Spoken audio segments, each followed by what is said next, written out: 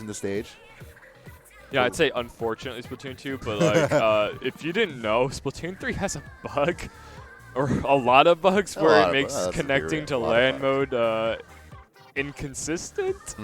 Yeah. So it's as an organizer, yeah, I'm kind of glad we're on Splatoon 2 for one last time, at least for a LAN. Yeah, yeah. It's making the tournament run a lot faster. Yeah. Was there a moment where there was like consideration of like, do we do Splatoon 3 for the full thing? Like, do you know? No. Yeah. Okay. You know, this wasn't planned. Splatoon 3 was had its release date announced after, well after Riptide States, but yeah, we were just like, okay, we can at least try to feature Splatoon 3 in some capacity. And as we got more and more details, we were like, okay, we'll do a launch day tournament. How cool would that be? Right. It's even if we're like all juniors or anything, and you know, it worked out in the end. We can at least pick our weapons, somewhat. But yeah, it's more of like a cool like historic thing. Or like, I mean, yesterday's stream of Splatoon 3. I feel like people are going to be watching that like years from now, just be like, hey, where did we start? What did this look like? Yeah. This is it. And also people are looking back at this now as the last Splatoon 2 major. Right. So but who's going to take it? Who's going to take the last one? Right now? I'm going to be honest, not a lot of brand name teams that scream, I'm going to win, like Starburst, for example, aren't here. So you know, I'm excited to see who shows up. Yeah, it really is like the pit's open for anyone to get in. Anyone's game. Come on in. Yeah. Win the tournament. Come on in. The water's warm. It's warm for everyone to get involved. So our two teams here, their approach stage is Nigiri versus Bread Bank. I'm looking up just what these two teams are capable of right now to see what we can expect going into these matches. So far, it looks like Nigiri taking the prediction vote, at least, for popularity's sake. Nigiri coming out of group stage, having gone 2-1. They did beat Stratosphere, which is Nine's team, 3-1. Yeah, fan favorite, absolutely. Going 3-0, 3-1, and then losing 0-3 in their second round of games against Assault of the Sasquatch, I believe.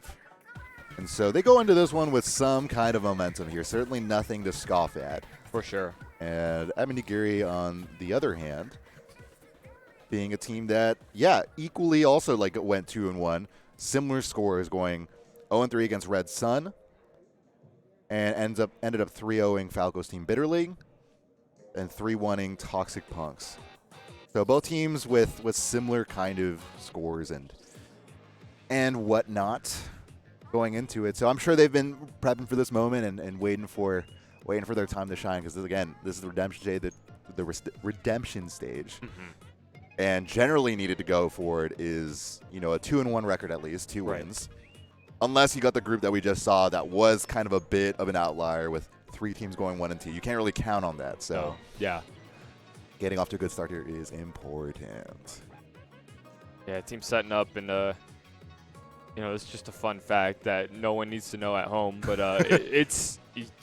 when you plug in your headset, you have to like adjust these dials to get them just right. It's so picky. Yeah. When you see people standing around the teams, making sure that's what they're doing. They're making sure the audio is good. And that's the thing, is that people have started bringing their own headsets, because that's would be a good thing to do at this moment. That every headset's going to differ. Yeah. So you have to kind of play around with it each time. So TOs have to be on that stuff even all the same.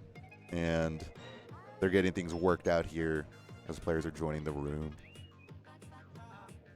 Yeah, and if you're new to Splatoon, another fun fact, you have to enter like a cheat code to enter LAN mode, which is it's just so ridiculous. Right. It's just a sign of like, what is this game like sometimes? I mean, I miss those. I miss those cheat codes things. That's fine. I'm cool with that. Yeah, it is annoying to like have to relearn it every single LAN. So I don't. Not a fan of it in that sense. I'm an organizer. I walked up to a player and I was like, actually, I forgot how you enter LAN mode, dude. What do you do? Yeah, what do you do? Great question.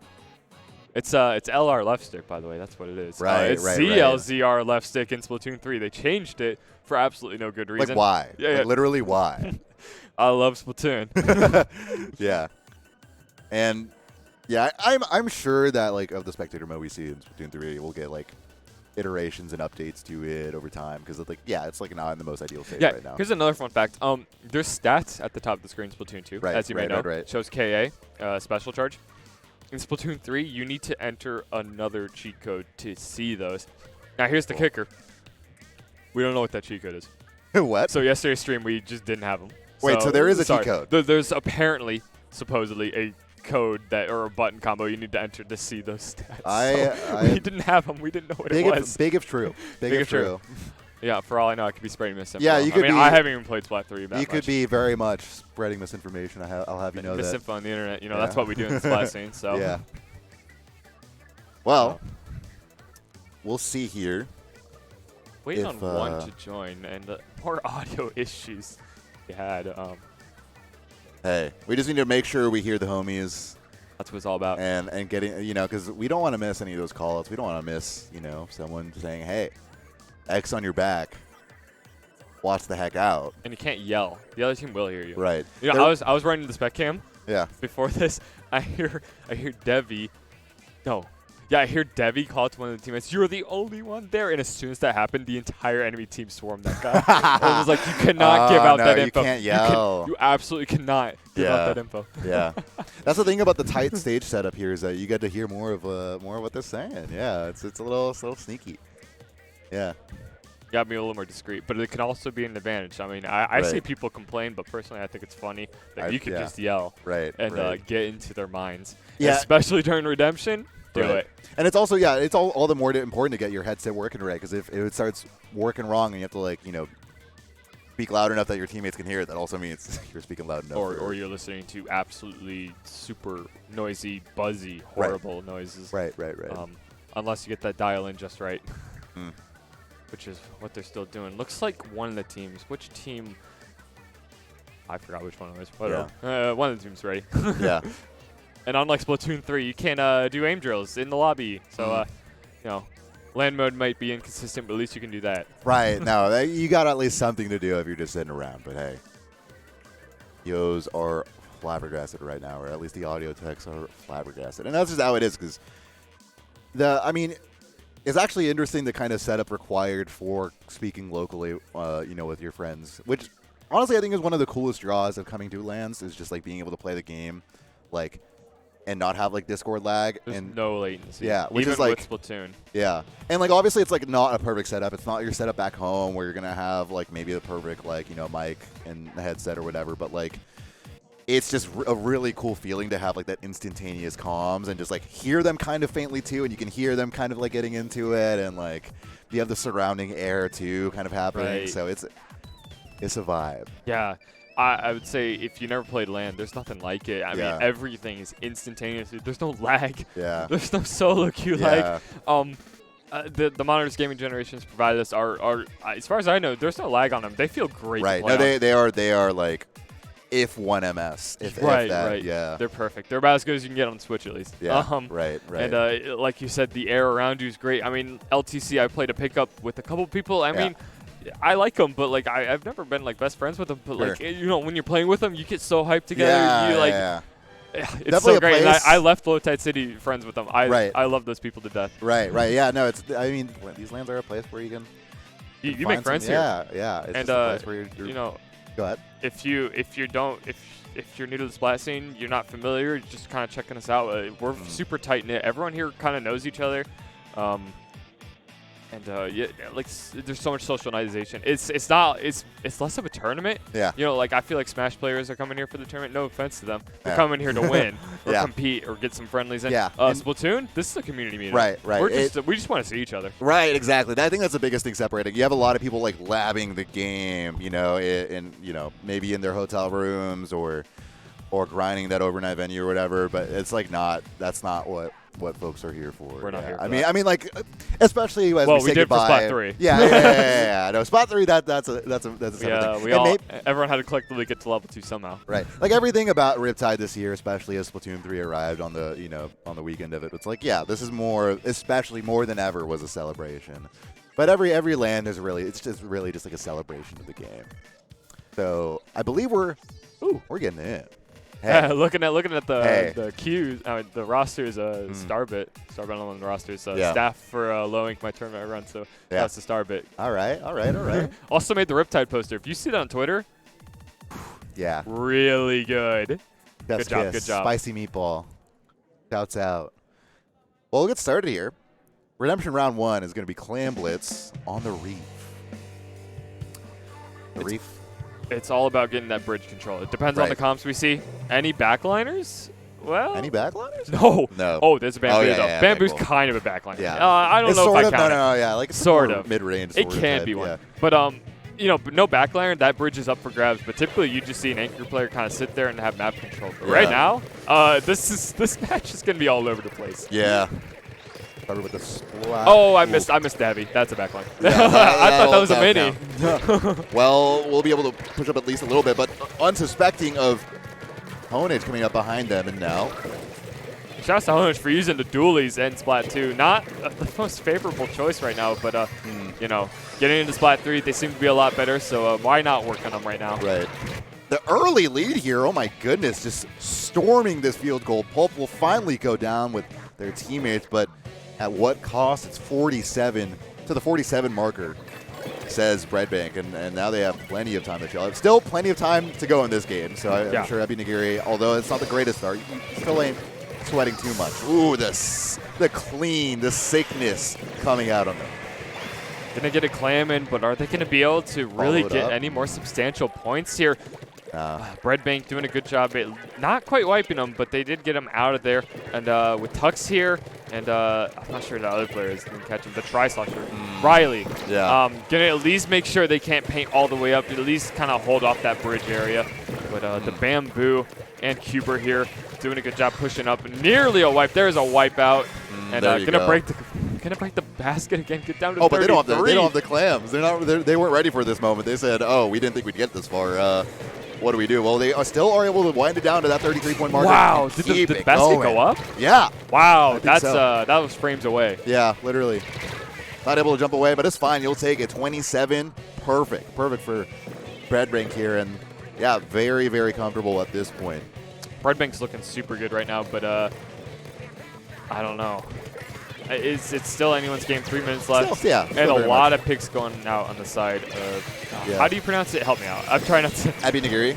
Ebi Nigiri. There we go. Sorry. Yeah. I know it's one of those things you can get like at a sushi stop place, There we go. Yeah. I'm not even a seafood person. No way. You're not going to admit that live on Twitch.tv. On Splatoon of all streams. I cannot believe I actually heard that anyway. Starbuck going to get the bridge. Going to be such a powerful spot. I don't agree with this approach, but going to get the Bamboo. Not a bad pick. Yeah. Almost got 2 there. Honage had to watch out for a second, but we'll be able to survive. Football goes in, I guess. Riley and 3 of them will be able to follow up on this, maybe. Don't have the clams, though. They have presence, but where are the clams? Will they be able to win the 1v1? No, it's not the case so far. There's Starbake able to get another football in. That's good, but they need more than that. It's a good start for now. There's still 2 minutes left in the game. But are we concerned here for Ebi Nigiri? Is this still are they still in it, you think, JPEG? What I see is they're starting to match the aggression of Breadbank. I mean, that was a really good push, all things considered. The fact that they got the push in 2 power claims isn't nothing to scoff at. All they got to do is do it again as long as they can keep up a solid defense. And so far, their comp actually favors that. Right. So let's see what they do here. Breadbank looking like they're about to make another push with the Ink Armor, Booyah Bomb combo. Let's see if Ebi Nigiri can hold it together. Yeah. The Tri-Slosher doing such a good job getting the players off bridge. Right. And Pulp here. Big chill. Oh, Riley sneaking up on them. Will they be able to get a double? Yes. Riley's doing an excellent job with the Tri-Slosher. Right. And low on ink. as the 2 often can go together sometimes. Sarbit pushing up a little bit, is able to get Cuber. Will you be able to follow it up? Does spot someone coming in from the left. Honage will be able to take care of them. Will they be able to take care of the others? Seems like it, but 1 football does sneak in. They do have another football. If they do get it in, that is the lead, but no one else alive to help protect. Ebi Nigiri must back off in this moment at least. It's better to keep your special for another push, but their aggression's looking excellent, especially with Riley's try. And Tux is doing a great job supporting with the N-Zap and the armor coming out right now, which is going to help him take this bridge. This next fight is so important. It determines if Ebi Nigiri is able to make this comeback, because they do have the clams at this point, at least 16 getting this started. Blue side does as well, but they're going to go down on the bridge. And as you said, Breadbank coming out with that bridge control is everything so far. Honage able to get the double 2. Will they be able to get a triple? They're chasing them back in their base, and I was saying, Ebi Nigiri, you might have had a shot, but We're here to dunk y'all for sure. That is 2 footballs in, and that should be the game, I think.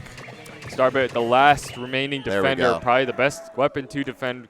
Couldn't quite hold against 2 frontliners rushing you. It's a lot harder than you think. Yeah. But, yeah, I mean, good showing from both teams. Even though Breadbank did get the KO in the end, I think it's still anyone's set. Right. No, there was a kind of momentum, this kind of back and forth between the 2 teams that was interesting. I think just seeing how it played out, it really does feel like Abby Nigiri wishes they had that, like the first minute of that game back, kind of just like a little bit of a slow start, slow defense, because getting to that 40-point deficit was like that was the settler between the 2 teams, honestly. And one of the best skills you can have as a team is adapting on the fly, making sure, what is the enemy doing that we aren't? Why are they winning and we aren't? What do we need to do to start winning?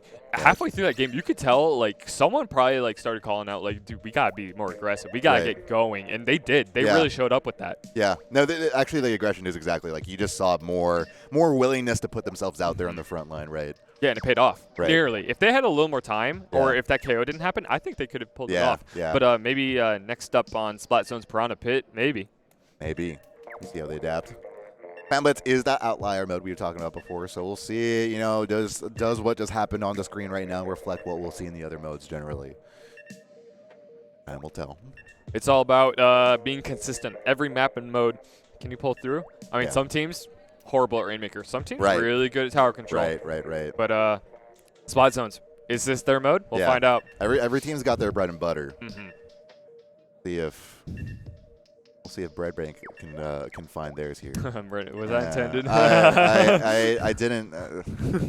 I don't like puns, honestly. I just kind of walked into it, and then I realized, like, my bad.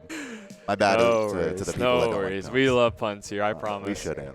But anyway, we're getting into game 2 here, I believe. So we'll see what the response is. 1-0, in this redemption round. That's all so important for these teams if they want to make it to that coveted top 16 stage. Curry nerves are at an all-time high. Similar comp. High. Yeah. Similar comp changed up on the side of Breadbank. Nautilus is such a popular pick on this map mode. It's such flat ground, and since you can store charge, you can just pop around those little corners on the side where the conveyor belts are. The instantaneous fight happening here. Honda just losing the 1v1 there. Unfortunately, will go down, but Abby Nigiri finding some momentum as a result. Starbit in a great vantage point to be able to push up with the Splatling, and doesn't seem to quite catch someone, but does get the special, able to pop it. Able to get it, I think, onto the other opposing side zone, but it won't end up doing much. They still need to be able to get a splat. There's one that goes down. Tux will be able to follow up with another. No, not quite. Really weak. Cuber's got to be careful here. One more shot, that's it.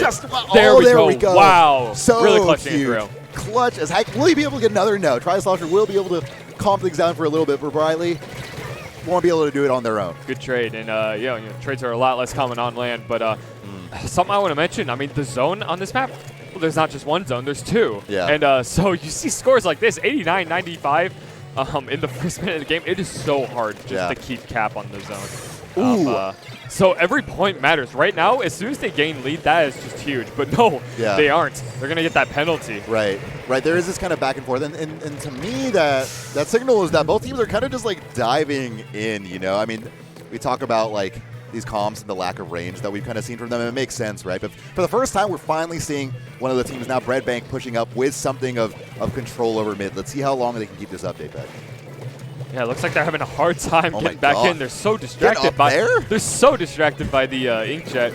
But it looks like they can pop that armor, and it'll kind of nullify that bamboo just a little bit, but the missiles are just basically going to get rid of it. Yeah. And they're just trying to get that. They're just trying to keep that first zone painted to stop points from coming through. What they really want is the penalty, though. Yeah, that's really all you're looking for at this point. But Tux not able to duck, dip, dive, and dodge their way out of that one, and Breadbank able to keep this one pushing. This might be game. We might be seeing the last fight here of this game. A crucial moment here for Abby Nigiri. This is their last chance. They got to get going. A lot of specials are almost ready. We got the Booyah Bomb on the... Oh, no, the Booyah Bomb goes down, but Armor's almost ready. But they're the only one remaining. And, I mean, the zone wasn't capped that whole time. Maybe they have enough time. I don't know. Armor popped. Will it be enough? It's hard to say, but they needed to go absolutely nuts there. Riley won't be able to do so. It does beg the question, can they at least force loss control just for enough of their teammates to get back? But no, too many have gone down too soon, I think, and that should be. Oh, we'll see. I mean, Pulp is the only one at the front line right now to be able to put Ink on the other slot zone. Oh, Riley does go. Pick. It is just a trade, though. Cuba, are you able to, with V here, win this 2v2? Oh, someone coming in from the side. Echo, that is a big pick there. Keeping their team in this one, and yeah, they get control. Oh, my goodness. Big penalty, okay. JPEG, if I was being honest, I wasn't seeing this one coming. No, I thought the game was over. Yeah. Huge penalty. The game's not over. They got to be so careful right now. They got to be playing their absolute best Splatoon 2 right now. Right. And that's a big, big trade. Yeah. Great trade, especially providing Riley's jump. Now, Riley's, they have to play their position. They're smart here. They're going to go ahead and throw that on over, chuck it on over to this other side. The enemy team's going to return the favor. But Tuck's in a great position, but oh my goodness, your teammates are going to get taken out while you're just on that vantage point there. Riley in the thick of it, going to have to say goodbye. And now, I mean, they at least have a bit of a penalty to lean on here, but you don't want to lean on it for too much longer. Yeah, in this situation, your hands have to be shaking, but at least you have the penalty. And they're actually doing a good job kind of keeping that zone uncapped. Yeah. But this is it again. Yeah. Last chance number 2. Riley wasn't able to settle on a target there immediately. Is able to chase them out of zone, so that's important enough. But will it be at least able to? No, they're not able to actually get in control of the other zone while they pushed out the other players to the other side. Is able to trade, but not exactly what you're looking for. Still a 2v3 situation, but Tux will have to wait at least a little bit. I think I'm seeing a playstyle shift on the side of Breadbank. I mean, they have 2 really strong painters, being Zap and 52. Really, all you have to do is just kind of sit on zone and paint it. Yeah. You know, defense is a lot easier. They can just sit on zone, wait for everyone to come in. They only have to do it for 10 more points. That's it. That's all they have to do to Riley win. Trying to force it, but in the meantime, they don't notice that two of the side from Ebi Nigiri coming out from the right side. Will they be able to come out on top? Tux and Echo are just too separated. Ain't able to get the picks. The missiles are going to help paint a lot, little bit, but is anyone there? The Booyah Bomb's incoming. Wait, Echo's back? Oh, and in combination. Oh, but it will be Pulp coming out on top of Riley in that 2v1 exchange. Wasn't expecting Pulp there. They're still not getting the zone, Eirik. Insane. 5 seconds left. Okay, finally in control. I don't know what will do it. No! But how? Okay. Yeah, I was about to say. They couldn't settle on what way to win it. Would it be time or points? They said yes. A little bit of both. They said yes. Wow. Interesting that everything Nigiri, like last game, they showed they're able to hang. They're able to hang, and they're not ones to quit out. You know. Ooh, sub out coming in. A sub out on a LAN. Okay. You know, you rarely see that. I love it. I love it. We sometimes see the 5-person roster in a team. How much that is actually effectively used or like actively used, you know, it's here and there, but they're going to do it. We're curious to see what the sub will be for. Yeah, I'm curious what weapon they'll play because Tower Control Sturgeon Shipyard coming in. Right. I feel like the comp they had is actually rather good on this one, so yeah. I wonder what role will be filled in or maybe a weapon replacement. Right. I'm not sure who the player is, but we'll see. So, I mean, we did see... So Fishy is the person I believe that will be subbing in. Because it was Echo, Riley, Starbit, and Tux before. Fishy subbing in. Their weapons generally leaning towards the Vanilla Luna Blaster, Grim Rage Blaster, and Vanilla Splattershot Pro. So I'm just curious who they're subbing in for at this point. Right. And as far as I know, surprisingly enough, Blaster's not great on tower control. Listen, I think it's good in theory, but I couldn't quite catch who they were subbing in for. Would be, I think they're subbing. Okay, for Tux, Fishy gotcha. for Tux. And Tux, we didn't. Do you remember for the Luna Blaster? Luna Blaster. Okay, gotcha. Interesting. Okay. So we're gonna see some Blaster gameplay. Okay, maybe I'm wrong. Maybe Blaster is good for tower control. You know, I hear a lot of differing opinions in this community. Yeah, yeah. I guess, I mean, going into map 3, that's tower control on Sturgeon Shipyard. I guess that makes sense. You know, aim Blaster at tower. Definitely, yeah. that's just a point-and-click adventure. GG's. I like it. Something that always sticks out to me. You know, Starbit plays the heavy splatling. That's my personal main. This is probably my favorite map mode on that weapon. Oh, really? Yeah. Yeah. Checkpoints are really favorable for just kind of sitting there and hitting the enemy team. They're not in really weird spots. You just have direct line access to the enemy. You can just kind of get them as they're trying to get you. But flanks are interesting here. They're long flanks. They're risky, but when you pull them off, they can be devastating. Right. Yeah, as long as you have, like, maybe you have, like, a one-person advantage and you're able, there's still a firefight happening, maybe you can afford, teammate, you can go ahead and take that time because we'll hold it down here. We have the power to do that. Right. Especially at that first checkpoint. You go around the long way, and if someone doesn't see you painting mid, you can get, like, an easy quad. Yeah, yeah. So every pick here, especially at the opening bit, will potentially matter. We'll see how things open up here. Because, I mean, this is not a set that's like every other 2-0 we've seen on stream or in the matches over there. This is a set that games have been close. And the games have been, I mean, fought over to an extent that you don't always see in a 2-0 like this. You know, you hear 2-0 was close, though. Yeah, right, This, right. I mean, hey, it was. Yeah. It was close, though. So we'll see what they're able to whip up here. If the sub will come through for Ebi Nigiri. Or will it be in vain? As I believe they're... It is fishy, the blaster. Edge is still figuring out what they want to do for their weapon, but I believe just locking it in here for Breadbank. So let's get started here. Edge, Julie's K-Shot, a Nautilus player. Okay, we'll see if they change anything up there, just giving that pause, but... It could just be for comps, too. Yeah. Julie's still remains on it, yeah. Same comp as what we've seen past 2 games, or similar. Yeah. But, yeah, Ebi Nigiri opting in for the swim speed Luna. That was interesting. We'll see something. We'll see if they get up to any fishy business here. Oh, okay. Yeah, that one. Okay, I don't like puns. I don't like. Guys, I'm Mafia. I'm sorry. Okay, well, first of all, let's talk about this triple here. And start bit jumping basically means basically quad. Yeah, basically a quad to start things off. Love to see it if you're Breadbank just trying to 3-0 this one. They will get to the first checkpoint. Seemingly still able at all points in this match has still been able to basically keep at least 1 or 2 down on Ebi Nigiri's side throughout the entirety of it, and they're just deep in their base. How is this happening? That's a double here coming out for Honest. The duelie's coming out in pristine quality here, and just forced back to base. And Starbit and Co are just looking for answers, looking to each other and being like, I don't know what to do. They're at the 10-point marker, and we haven't really made a dent in any of their lives, any of the map. They're still going. Oh, my gosh. Finally. Jesus. What's the 6-point marker to start the game? I mean, we've talked about some of the lackluster starts they've gotten before, at least in Game 1 especially. That's certainly not one you'd like to see. But let's see if they can have a similar response that they've had in the past. Yeah, I mean, it's not... This is a great place to be if you're Breadbank. Yeah, right. You got to be feeling so good. I mean, maybe you just want the KO that bad, but, like, you could just sit in mid for the last 3.5 minutes and just relax. Yeah. Have a little vacation. Right. But first checkpoint looking pretty good so far on Ebi Nigiri's side. Yeah. Especially, I would say their backline-oriented comp is going to help a lot, but it looks like it went down. Did Honich go for the flank? I didn't see. Yeah, I didn't see, but like I thought it was pretty impressive either way that they got it. I wasn't expecting the 70-point mark because they were in their base. You know, they had to push out, get map control, and somehow they were able to do that pretty quickly. So, surprising enough. We'll see if they're able to keep things up. Starbit, nice pick there, yeah, especially before the Ink Armor came out. Yeah, they're really pulling it together here. Nice triple, but that last one's going to slow them down. They're going to have to approach a lot slower than usual, especially since it's a Bamboo. Bamboo has pretty good range. I think the 2 people that Starbit were looking at, oh my god, somehow avoiding all those shots.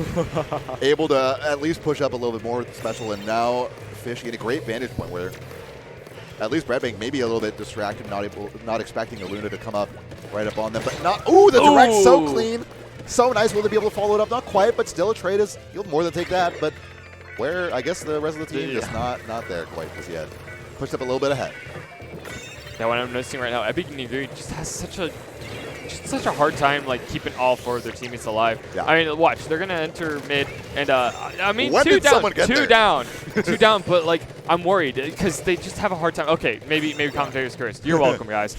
But most of the times I see them pushed, they're always 1 or 2 down, and you just can't do that. You have to have everyone playing their best, just trying to stay alive as best as possible. But you know, when you have to get all the way to 6, you have to make amazing plays to get there. Honich not being expected at this moment, barely missed by. Do they know? I don't think they know. Echo is pushed up super far. Oh, I thought they were about to fall. But no, they missed a lot of their shots at the beginning, so that at least, Ebi Nigiri was able to respond, duck, dip, dive, and dodge their way out of there. Pulp is going to go down, but they're going to be able to keep this push going past the second to last checkpoint here. Great checkpoint to get past Eirik. This is looking great, especially with the bomb rush going down. Is that it? Yeah, that's the lead for them. And will they be able to knock it out? Maybe start it? Nice. Huge on their part. The sub works out, somehow being able to respond. And we've got ourselves a little bit of a set here, I think. Right. Crowd favorite set. Yeah. They're going crazy. And I'm going to be honest with you, Eirik. I thought that game was locked in when they hit 6 points on the side of Bread Bank. But they really pulled through there. I mean, rough start, but it's all about – you have a lot of teams that have a problem where, they have a rough start and then they just get so dragged down. They're like, oh, it's doomed. We're done. But I don't know. Maybe there's like a ray of positivity with them. They're like, okay, let's do this. Let's get going. Yeah. No, I mean, I think we saw it in the player cam a little bit. I think it was a sub that popped off a little bit. A lot of good directs on the side of the Luna player there. Right. Was Fishy, right? Fishy, yes. Yeah, gotta give a shout to Fishy. Yeah. So we'll see if the sub stays in. I mean, I guess probably, right? At this point, it wouldn't kind of make sense to sub out, given they have to, if they survive another game that's through a win and sub out after a win. I guess they could go according to the map mode, Which, speaking of which, what do we have coming up next? We have Rainmaker Humpback Pump Trap coming back. Okay, yeah, that can be a hectic one. It too. really can. Really, pushes are big on this map. It's hard to initiate one, but once you get going, you're going. Yeah. All it takes is one wipe, and you're done. GG's. Yeah, it can have that Rainmaker Black Belly kind of effect in some way where it really can just be one push, and then the game can be basically over. But I've seen so many games that are such low scores, and so many games that are just KOs. I mean, there's no in between on this one. Right. So. Whoever's on offense, get those specials coordinated perfectly. Whoever's on defense, you better stay alive. Right. It's scary. It's volatile at best. Well, I think myself, if I wasn't already a fan of Ebi Nigiri, they also are people that are waiting for the Pikmin 4 announcement. It seems based on their plushies. So yeah, I'm rooting for them. They're patient players. Hey, they sure are. And we'll see if that patience comes to fruition here. Both teams opting to use the Stingray. Of course. Gonna really slow down this gameplay. Let's be honest here. But otherwise, pretty similar comps. Fishy once again with that all swim speed. Luna Blaster, you gotta love it.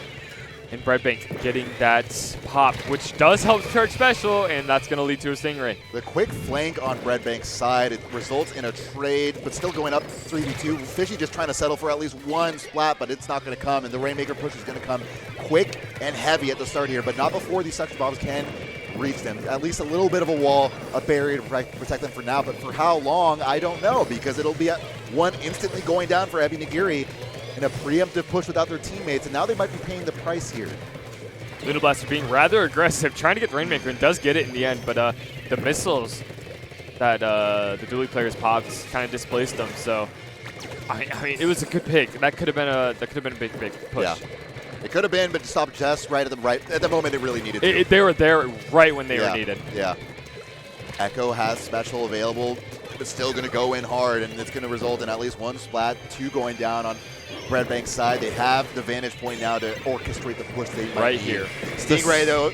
The suction bomb rush going to provide so much map control, and the Stingray going to displace everyone.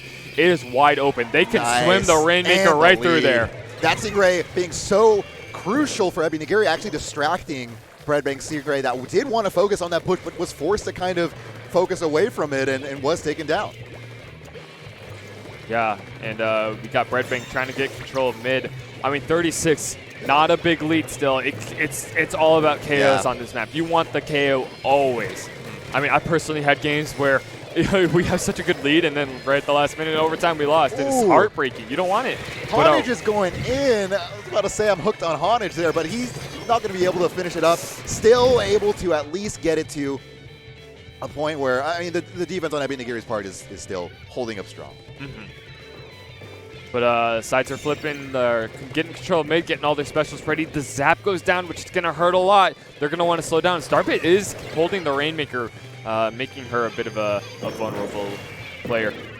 Echo opting to use the suction bomb rush to kind of displace everyone, slow them down as their teammates kind of come in. All right, well, Echo looking to get a little bit aggressive here. Why not? We've got a good Rainmaker's in a not too bad place. Honage still able to make the case that now I'm the frontliner that has something to show here, and it's going to be Breadbank getting the burst here. Now how they will structure and set up after can be rather important, but they're going to decide to chill for a little bit and finally start to push this front line up. The path we've been seeing it push up all this time. Echo, can you show up enough? Yes, you'll be able to at least get the assist. Stingray does come out, but that's, I think, 1 or 2 down for Ebi Nigiri. I don't think it's enough, though, to get this push that Breadbank has been wanting. And V's going to go down. They're going to have to reset and rethink this one.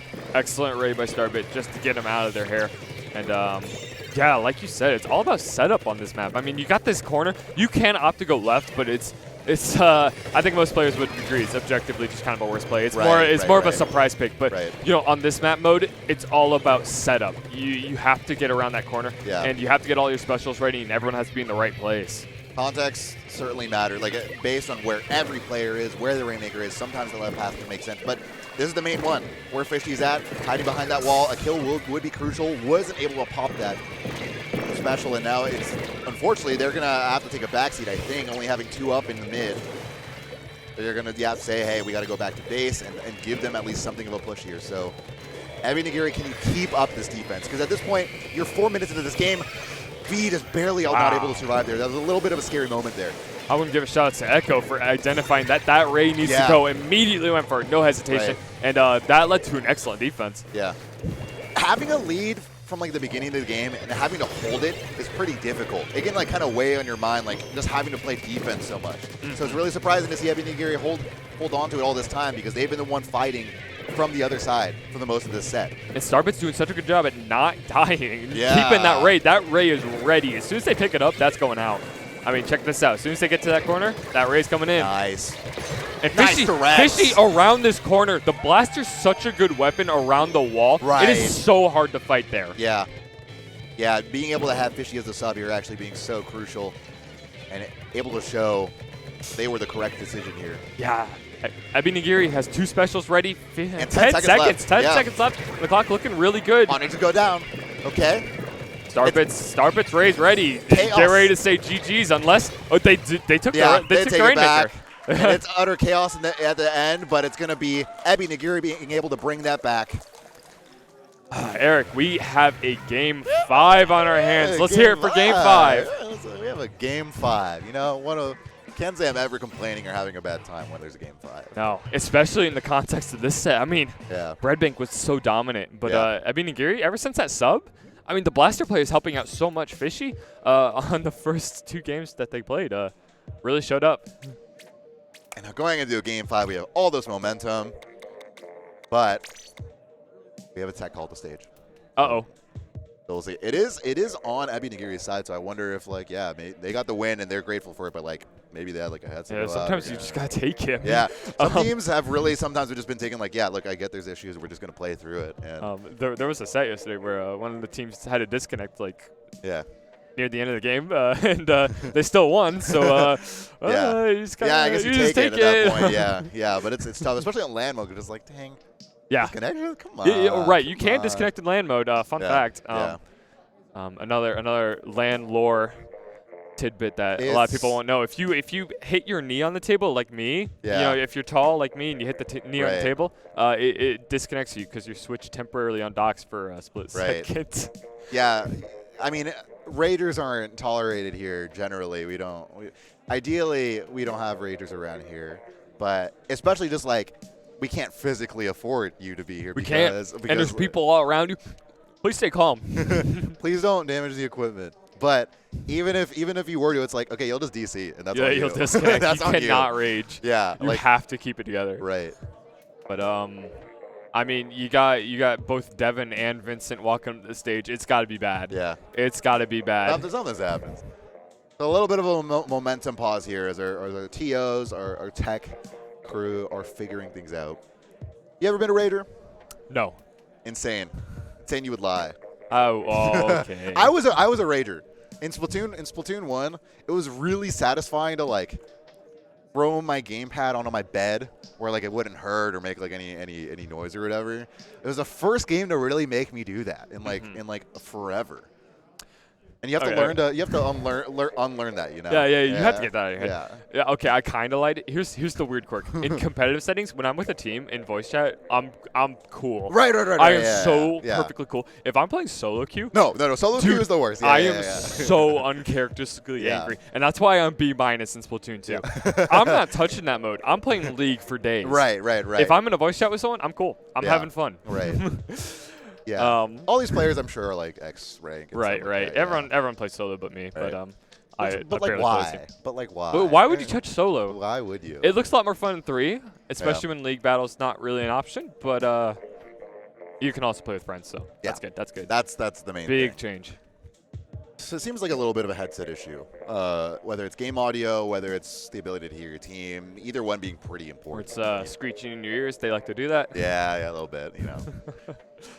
You want to make sure this is figured out for Game 5. That I believe what's the map Game mode 5 redemption. We're going into is the map mode being Clan Blitz on Malcolm Mart. Okay, Mega Mart. Right.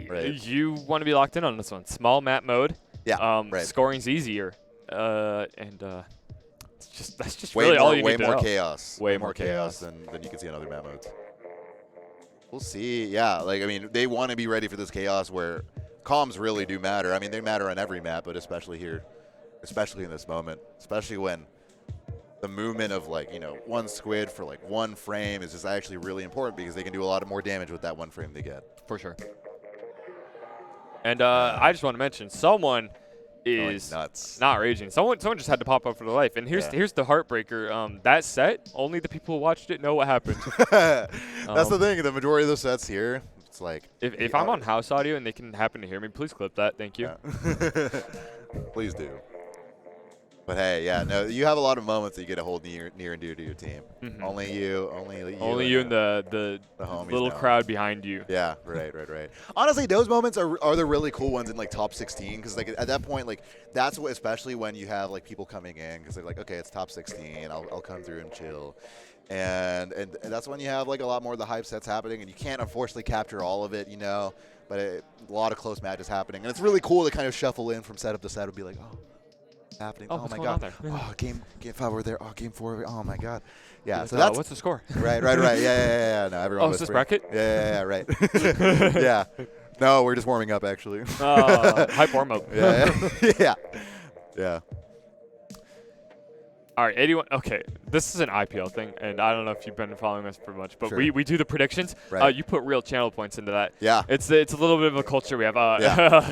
If they pull through, they get to keep their points. But the Bread Bank supporters, insane call. They want it. Yeah. They want it. They're going to get so many channel points for that. They thought they were so good 5 minutes ago. Oh, 10 minutes ago. Oh. Yeah. Thought they were raking it in, but now their lives are on the line here. For real. And the funniest part, the channel points don't even do anything. Yeah. You can't even redeem anything with them.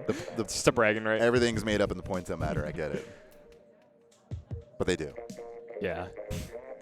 I'll get it twisted. They are still working on that audio issue. Hey. Aren't we all? Life's an audio issue. It's one kind of issue we must work through. Let me tell you, production. Audio is just kind of the enemy. Audio is the worst part of enemy is just the enemy's audio. Yeah, the audio's enemy.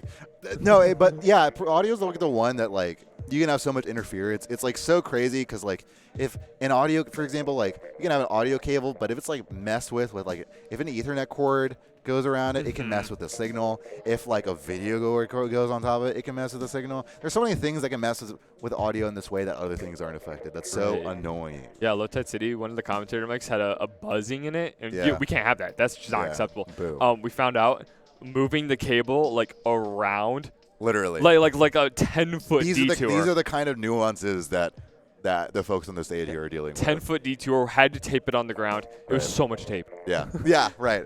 All the gaffers taped in the world. Oh, look at all those wires. Yeah. I remember when, off topic, but for GDQ, I think someone took a picture of the setup, and there was just people commenting oh my god, so many wires. But it's that's actually the ideal setup because if you have it is Ebi Nigiri, but they're going to be able to just join up with their team actually instead of going the separate route, which I do like. Now can they sneak up on, yes, at least a trade. And this Starbit will at least go down there. Echo will be able to collect the clam, but they need to be able to paint. There's no paint in their favor. No, they should be being able to get some paint on the other side, especially with, but no, just going down there. That's going to be a little unsettling for them. It's hard to say, really, if this is going in Abby Nigiri's, if they've been able to respond much at all, because I've seen a lot of purple on this map, and we're going to see that clam being thrown in. Let's see if more clams get thrown in here. To the 26, to the 23. Looking good. They're just letting V throw them all in. No one's doing anything about it, but they're finally coming in that's suction bomb all at once. Yeah. And wow, great suction bomb, intentional or not. I think that's the game, if they can get just 2 more clams in. V's going to be such a distraction, letting Pulp get him, but Starbit identified the distraction. Okay. Going to stop him. They're going to live for one more day. Well, we've seen this before. Abby Nigiri being taken down to the very last point to start things off. The difference here, in comparison to the last point that happened, is that there's only 1 minute and 20 seconds left remaining, so they've got to respond quick. Not what you want to see. Riley here, holding the power claim, but getting nearly great shutdown there. Missiles and the bamboo aren't going to be helpful, but everyone's still responding on the side of Dead Bank, so it's a good time to throw that claim in and initiate a push. But they got to be more aggressive. Echo here with the suction bomb rush is going to provide so much pressure, but is it really going to do that much? 40. That's a good start. I don't think we can expect more than that for now on one push right now, especially with the lack of map control, but 40 is a good start. The thing is, you need to get going now, and look at how much purple there is. Yeah, Breadbank's doing such a good job at getting paint control in check, and especially on such a small map, it's so important. This is your movement we're talking about. Yeah. You can move in the purple. Abby Nigiri is just automatically at a disadvantage because they have to paint everything. Fishy will need to come up huge here as the front line here. Will you be able to use a Luna Blaster to its intended effect? Not quite without having to pop that special for protection defensively. Gonna have to back on off. 25 seconds left, but we're surprised a bit. Echo's gonna try to follow it up. Maybe avenge their teammates' honor, but with 15 seconds left, you're going to need to do more than that with this kind of deficit. They are collecting clams now, I guess, but with 10 seconds left, with only 4 clams in your pocket, you need a little bit more than that. And I think this might be game. It looks like a 3. The time is winding down. Breadbank able to hold down out and clutch it out in response to a reverse seeming reverse sweep. They were able to put the halts on. You got to appreciate stopping a reverse sweep. That's got to be nerve-wracking. Yeah, I mean, you do so good, and then the points start creeping up. And you just got to stop it. Right. And they pull through. And, what really won them that game was that paint control. And Abby Nigiri just kind of had a hard time collecting clams, starting to initiate pushes. That one really good push they had was fantastic. If they got another one, it would have been great. But it's just so much time. I know I was saying it constantly. I know it's probably annoying, but, like, it really was just, like, it really was just a matter of, like, map control. I feel like was just a huge factor in there. Just always being purple, not really going to be much of help. Yeah, to you. And it's the Splatoon bell curve. You're new, paint controls everything, and then you go up and it's like, oh, you gotta get picks, you gotta get master movement and everything. And as you're a top player, paints everything. Oops. Right. Well, JBag, I believe that's going to be it for us. I think so. It's been so fun watching these sets, and it's been a genuine pleasure. Right. Watching these sets with you, casting a little bit. If you didn't know, this was impulsive. I mean, we needed someone to fill in, and so we asked Eirik. We're like, hey, you want to commentate Splatoon? Why not? Why not? And I was back there, so I'm human. I'm a human here who can do the thing. Yeah. But it's been an absolute pleasure. It's honestly like it was cool because as this is like kind of a whole goodbye to the game. It's just very appreciative. Thank you for having me on. Right. And of course. Y'all, if you weren't hyped for that, there's plenty more action to come. Don't go away. We got still 2 more rounds of redemption, or am I losing it? One more. I don't know. But we got plenty more redemption and fun to come. Don't go anywhere. Stay tuned.